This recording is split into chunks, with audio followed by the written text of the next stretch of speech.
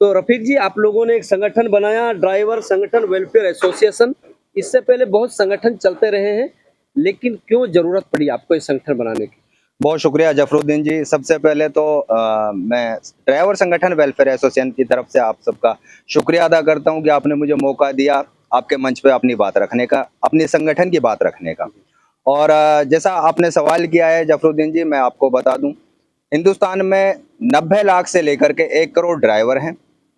और उनकी दुर्दशा, उनकी माली हालत आप देखें, कहीं पे भी आप देखेंगे उनको ज़लील होना पड़ता है, रुसवा होना पड़ता है और कदम-कदम पे उनको तकलीफ़ों का सामना करना पड़ता है। सबसे बड़ी वजह है उनका संगठित ना होना, या फिर इस तरह की कोई भी आज तक मुहिम नहीं चली है जो पूरे देश के ड्राइवरों को एक प्लेटफ़ॉर्म पे इकट्ठा कर सके और एक मंच पे ला कर के सरकार से अपनी माँगें मनवा सके। यही एक वजह है और इसी वजह से हम लोगों ने, कुछ चुनिंदा साथियों ने प्लान किया, संगठन अपना रजिस्टर कराया और ड्राइवर समाज की जो समस्याएं हैं, जो उनकी मुख्य मांगे हैं, उनको लेकर के हम काम कर रहे हैं और सरकार से अपनी बातें मनवाने के लिए हर संभव मुमकिन कोशिश कर रहे हैं।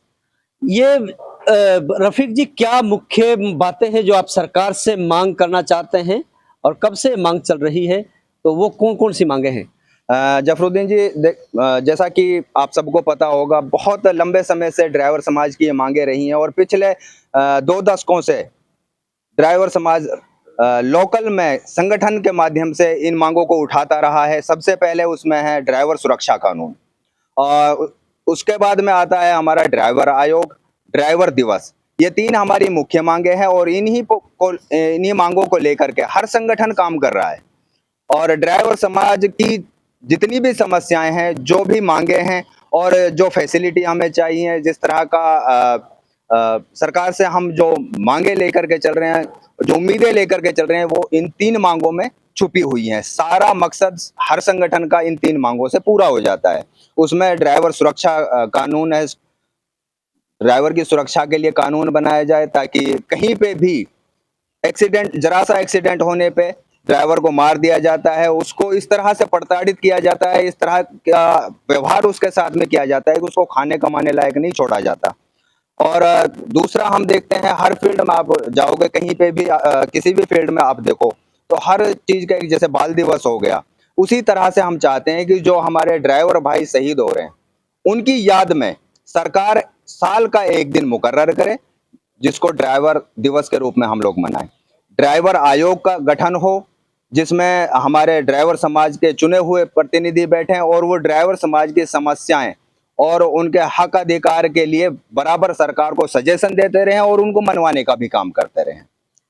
सरकार एक कानून लेकर आई कि ड्राइवर को अगर एक्सीडेंट हो जाता है तो वहीं उसको ठहरना होगा और उसको हॉस्पिटल तक पहुंचाना होगा।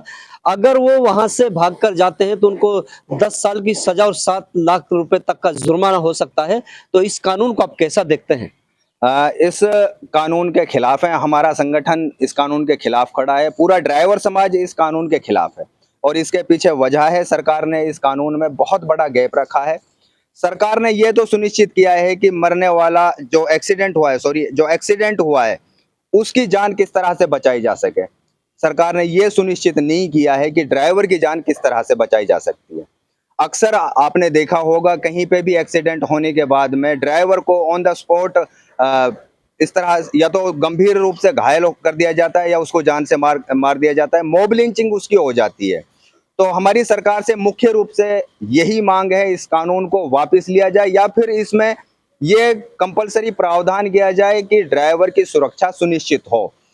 इन केस ड्राइवर वहां पे रुकता है, हम भी यही चाहते हैं कि कोई भी ड्राइवर एक्सीडेंट होने के बाद में वहां से ऑन द स्पॉट वहीं पे रुके और पीड़ित की मदद करे, जो एक्सीडेंट हुआ है उसको हॉस्पिटल पहुंचाए। लेकिन ज्यादातर केसों में यही होता है कि ड्राइवर अपनी जान गंवा बैठता है या फिर गंभीर रूप से घायल हो जाता है। तो सरकार इस चीज की गारंटी दे, हमारी सरकार से ये मांग है, इस चीज की गारंटी दे कि ड्राइवर का जान माल सेफ रहेगा। ये अगला मामला है कि ये जो लगातार सरकार जो कानून सख्ती के साथ कानून ला रही है, उसी तरीके से आप लोगों को क्या-क्या सुविधाएं मिलती हैं, जिस तरीके से आप लोग चलते हैं तो जैसे 50 किलोमीटर पर आपको रेस्ट के लिए कुछ ये हो, खाने पीने की व्यवस्था हो, रोडों पर अच्छे रोड हो, इस तरीके को आप कैसा देखते हैं? जी, बिल्कुल जफरुद्दीन जी, जिस तरह से सरकार ड्राइवरों के लिए कानून बना रही है, सख्ती से उनको फॉलो करवा रही है ड्राइवर से। आप देखेंगे चाहे लाइन का मामला हो, अब से पहले जयपुर से आगे फिक्स लाइन कर दी गई है ड्राइवरों के लिए कि इसी लाइन में ट्रक चलेंगे। तो उसी तरह से हमारी सरकार से मांगे हैं कि ड्राइवरों को पूरी फैसिलिटी मिले। सबसे पहले रोड की दशा अच्छी हो, अच्छे रोड बनाए जाएँ, गड्ढे वगैरह उनमें ना हो। हर 50 किलोमीटर पे हर हाईवे पे ड्राइवर को आराम करने के लिए, खाने पीने के लिए पार्किंग की व्यवस्था की जाए, जो कि ज़्यादातर रोड पे नहीं है। और इसके अलावा जो शहरों के आसपास से जो रोड गुजरते हैं या हाईवे गुजरते हैं, अक्सर वहाँ पे लोकल के जो ड्राइवर होते हैं या फिर लोकल ट्रक वाले रोड को, एक लाइन को बंद कर देते हैं। तो ये प्रशासन की जिम्मेदारी बनती है कि वो रोड क्लियर रखे, हर लाइन क्लियर हो। 4 लाइन रोड है तो उसमें से 2 लाइन आपको किसी बड़े शहर के आसपास में आप गुजर रहे हैं बंद मिलेंगी। ये प्रशासन की जिम्मेदारी बनती है कि उन लाइनों को क्लियर कराए।